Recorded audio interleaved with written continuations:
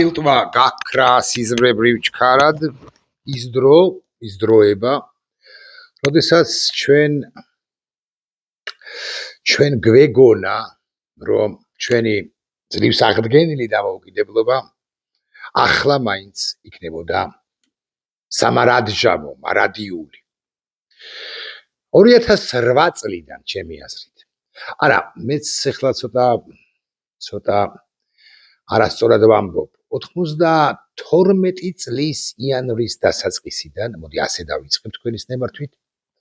92 წლის იანვრის დასაწყისიდან საბჭოთა კავშირის ნასხლეტმა და სამართალმემკვიდრე სახელმწიფო რუსეთმა დაიწყო ფიქრი და ზრუნვა რევანშზე. რატომ 92 წლის დასაწყისიდან ამასაც ვიტყვი. 91 წლის მიწურულს დაიშალა ოფიციალურად საბჭოთა კავშირი. ანუ აღარ არსებობდა. დაიშალა, დაიდგრა, რა ვიცი, კოლაფსი განიცადა, ჩამოიმსხვრა. მაგრამ არ დასრულებულა და არ დანგრეულა მასთან ერთად მისი წანაზარდები, KGB და KGB-ს მემკვიდრე უკვე შემდგომ FSB, აგრეთვე სხვა სპეცსამსახურები, GRU ასე მაგალითად. იმპერიული ამბიციები, ეს სხვადასხვა დასავლეთის უზარმაზარი შეცდომაა. დასავლეთს იმხანად უნდა ჩაეჭყლიტა საბჭოთა კავშირი, რომ უკვე შემდგომ თავარ იმპერიას, რუსეთის ფედერაციას აღარ ჰქონოდა საბჭოთა კავშირისა ან საბჭოთა კავშირის მაგვარი სახელმწიფოს აღდგენის მწველი თუ არამწველი სურვილი. ეს იმ დასავლეთის ბრალია, რომელიც თავდაპირველად, მოდი ბუში უფროსის გავაკრიტიკოთ, ბუშის, კლინტონის შემდეგ ბუშს რას ვერჩით, ხო? ობამას განსაკუთრებით, მერკელის ევროპაში შემოვინაცვლოდ. ელაქუცებოდა რუსეთს 2009 წლის მარტში ჩვენთან ომია, ხო? აგვისტოში 2008 წელს.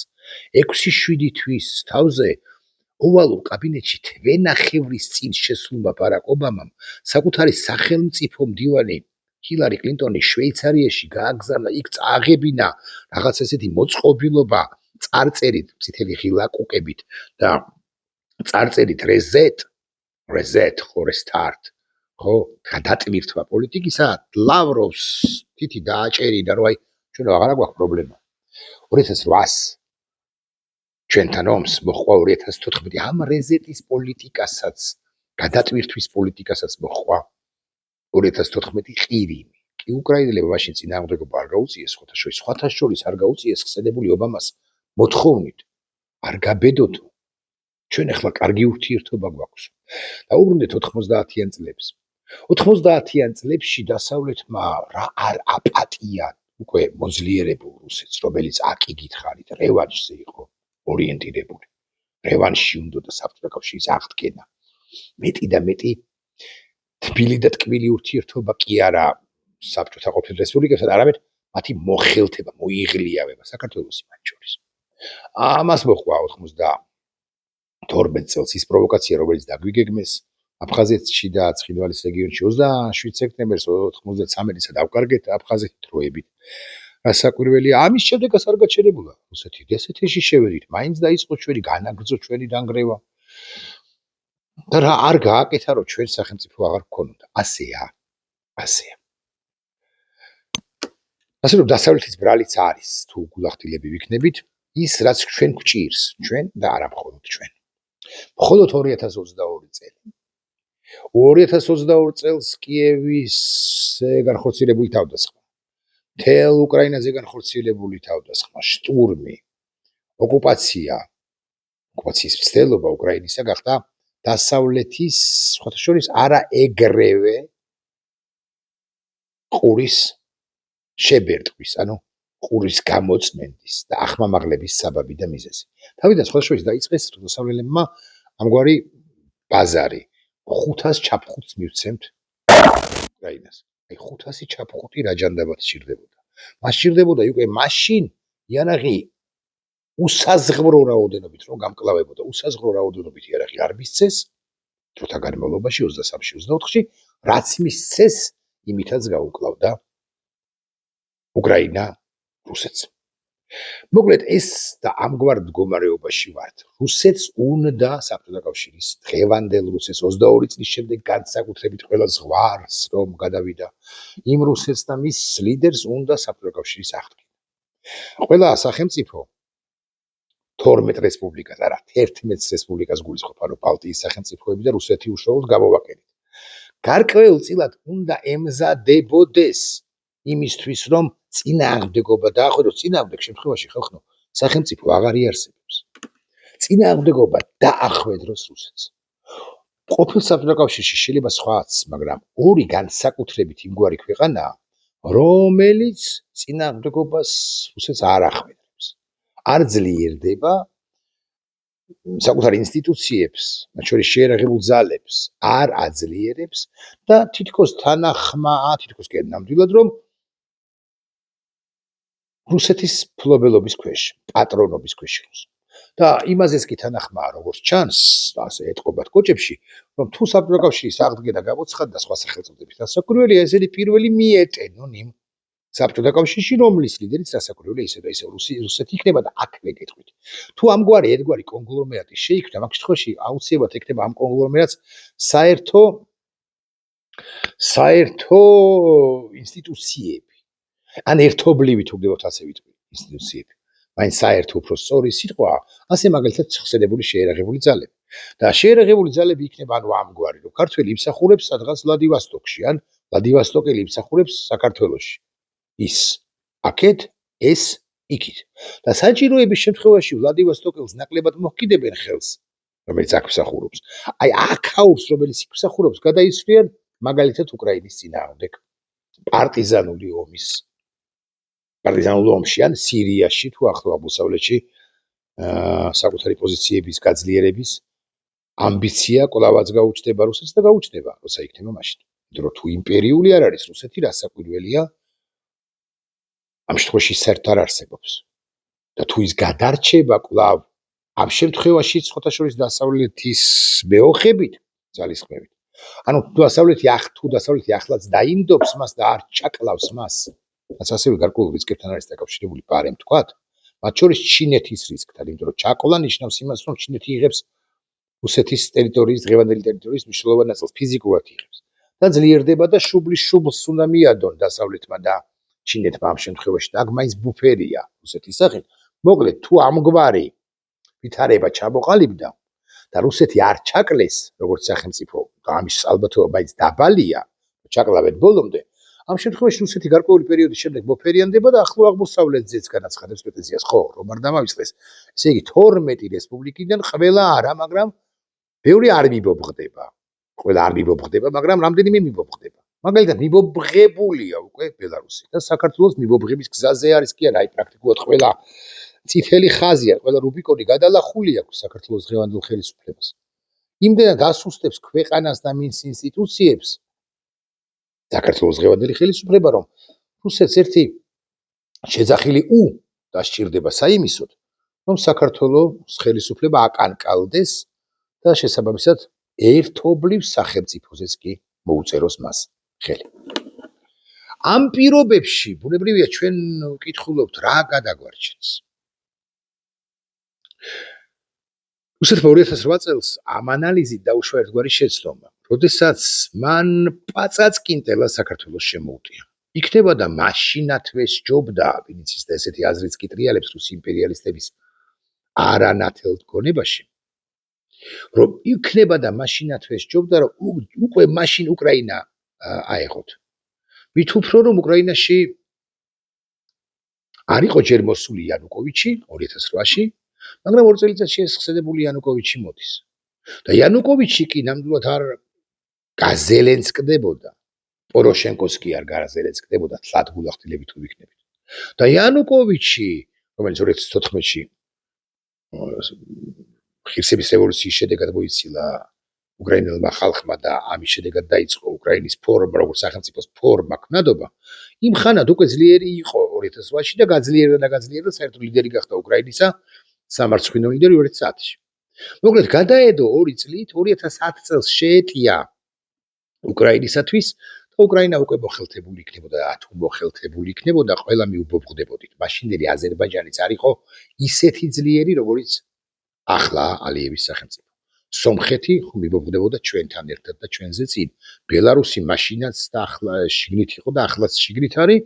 მოლდოვას მოხელთებას და მონადირებას რა უნდოდა, ცენტრალური აზიაც არ იყო ასეთი მძლავრი, როგორიც ახლა ან ახლა არის, ან ახლა რა მძლავრია ჩვენ შურდარჩეს ფაფხურობენ ეს სახელმწიფოები. ყაზახეთი ჩათვლით. მაგრამ რუსეთი მუცელა ქვეყანა, მუცელა მოუყორავი და პატარა ქვეყანას დაესხა თავს, იქნება და ამ წარმატების მაგალითზე სხვაზეც გადაევრცელებინა უკვე მისი წარმატებულობა.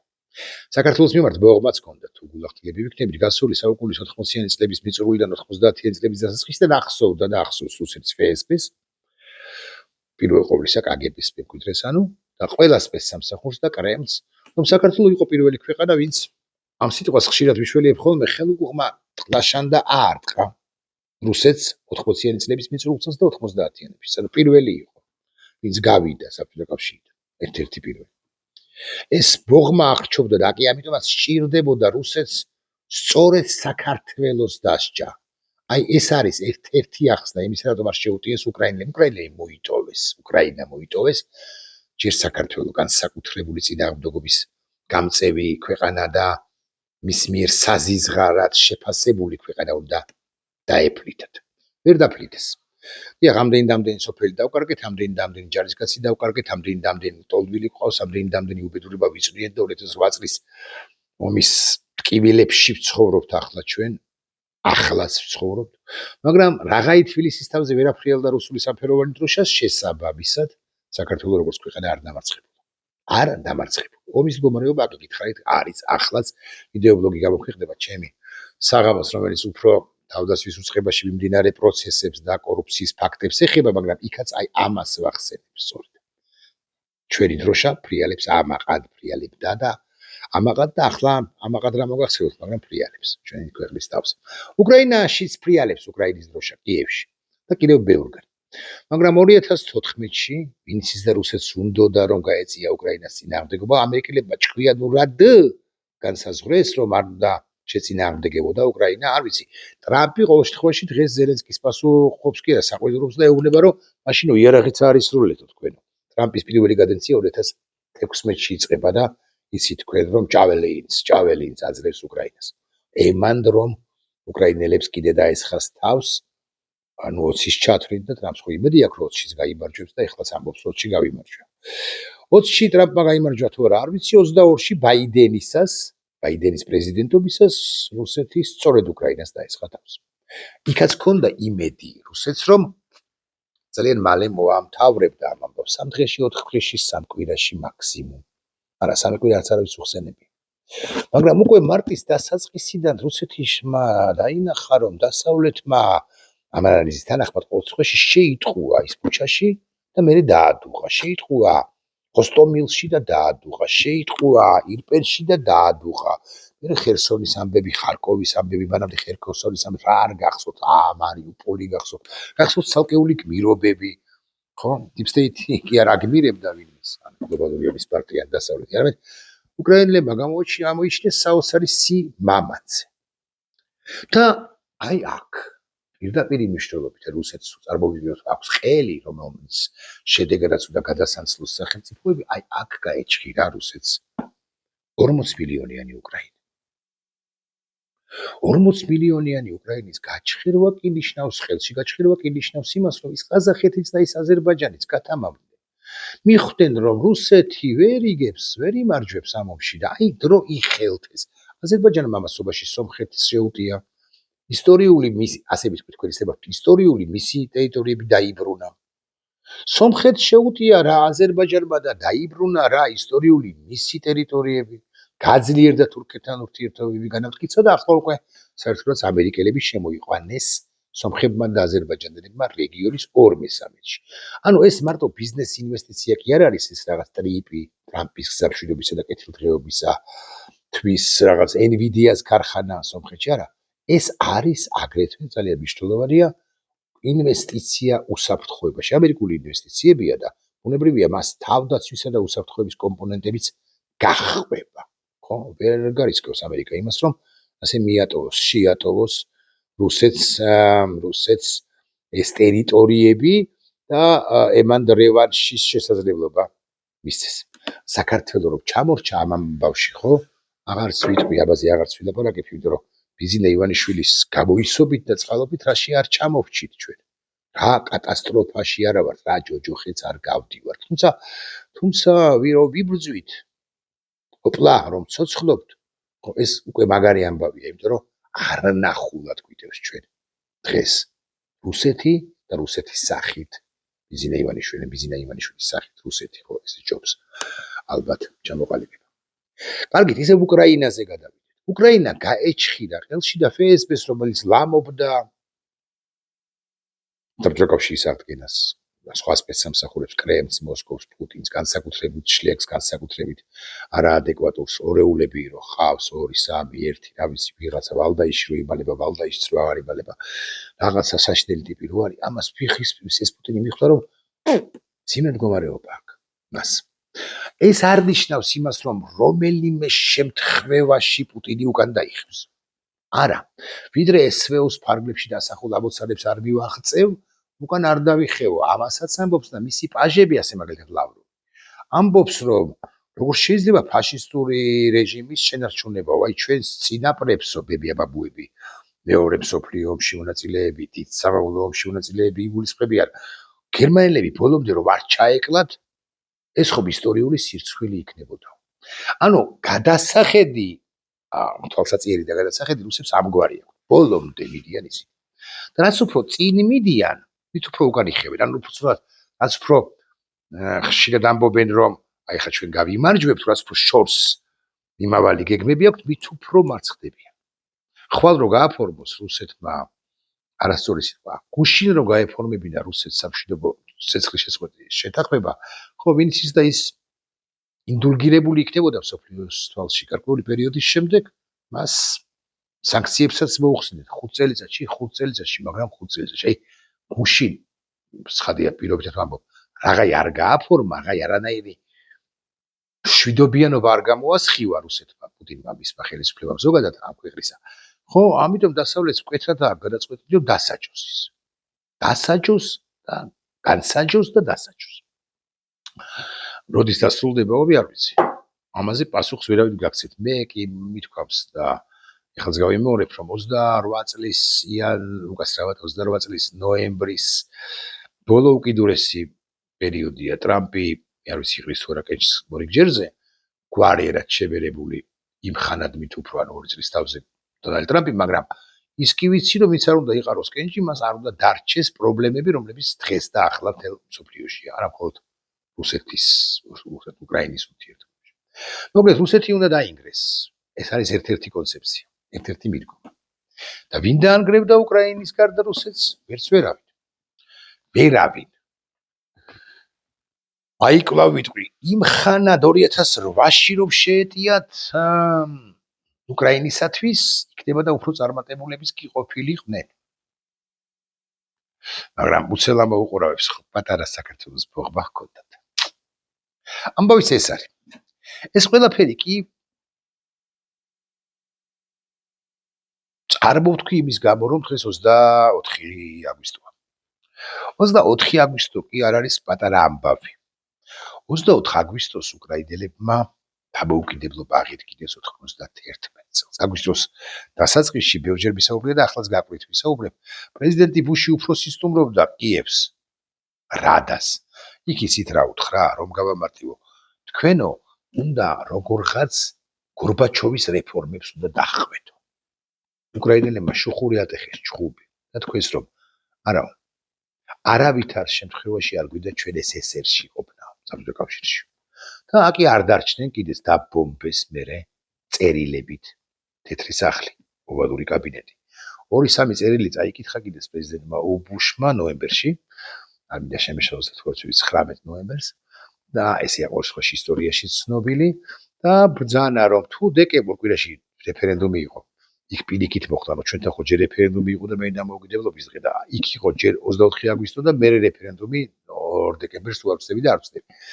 და თუ რეფერენდუმში მიიღებს მონაწილეობას მთელი უკრაინა და მთელი უკრაინა უმრავლესობა დაუჭერს მხარს დამოუკიდებლობასო, რუსეთისაგან დამოუკიდებლობას, ამ შემთხვევაში თანახმა ვიქნებით. 91 წლის დეკემბერში ჩატარდა ეს რეფერენდუმი. 91 წლის დეკემბრის მიწურულს დაიშალა საბჭოთა კავშირი, 92 წლის დასაწყისში შტატებმა აღიარეს უკრაინის დამოუკიდებლობა. ხო და უკრაინა გაეჩხირა ყელში. ეხლა დღეს დამოუკიდებლობის დღეა უკრაინის. რა სიტყვა უნდა წარმოთქვა? როგორ გონიათ? ერთადერთი სიტყვა რაც გვახსენდება არის ამგვარი. სლავა უკრაინა. დიდება უკრაინას. იმიტომ რომ აღარ ვიარსებებდით შემოკარგებო. აღარ ვიარსებებდით. რომ არა უკრაინა. საზისხარი უკრაინა კორუფცია დაივიწყეთ. ერთი წუთი. მოუვლიან როგორ თავიანთ პრობლემებს თავად. გაუმკლავდებიან, ან ვერ გაუმკლავდებიან. ჩატარდება ადრე იქნება თუ გვიან არჩევნები, ზელენსკი დამარცხდება. ეხლა არა, შემდეგ არჩევნებში დამარცხდება. გაიმარჯვებს ზალუჟნი თუ ვინმე ზალუჟნი. რუსეთისათვის სასარგებლო მოთამაშე ჰგონია ეს ვინმეა იდიოტი. რა მნიშვნელობა აქვს? რუსეთის წინააღმდეგ ეს მინისტრი იქნება თუ ის მინისტრი, ერთიც და მეორეს, კარგი, მე მესმის რომ ერთი შეიძლება უკეთესია, მეორე უარესი, მაგრამ ორივე ანტირუსი იქნება ნებისმიერ შემთხვევაში. სლავა უკრაინა. იმიტომ რომ სლავა უკრაინა გადაჯაჭვულია შენს ბედთანაც, ჩვენი ქვეყნის ბედთანაც. თუ უკრაინა დიდებული იქნება, გამარჯვებული და დიდებული, ეს გამარჯვება და დიდებულება გადმოგვედება ჩვენს. გვინდა თუ არ გვინდა. აუცილებლად ეს სიო უკრაინიდან მოაღწევს ჩვენამდე, სხვა თუ არაფერი ამოისუნთქავენ ქართველი ჯარისკაცები, რომლებიც არიან უკრაინაში და 3000 კაცის ამოსუნთქული ერთი ქარიშხალი იქნება თბილისში თუ აბასთუმანში. აი, ქარი ქრის იქნება. აბასთუმანში ქარი ქრის. ერთ ადამიანს დავასახელებ, თუმცა მავისთქვი, მე შემიძლია სხვების დავასახელოს ხათი, ერთი 10-ეულის, 15-ეულის გახსენება შემიძლია. ერთი მამუკა მამულაშვილის ან გიორგი ქუფარაშვილის. აი ეს ნიშნავს იმას, რომ ირაკლი კობახიძის ქოჩორა თავზე მისი აშრიალებული თმები უცნაური ტრაექტორიით მოძრაობენ. ზოგი იქით, ზოგი აქეთ.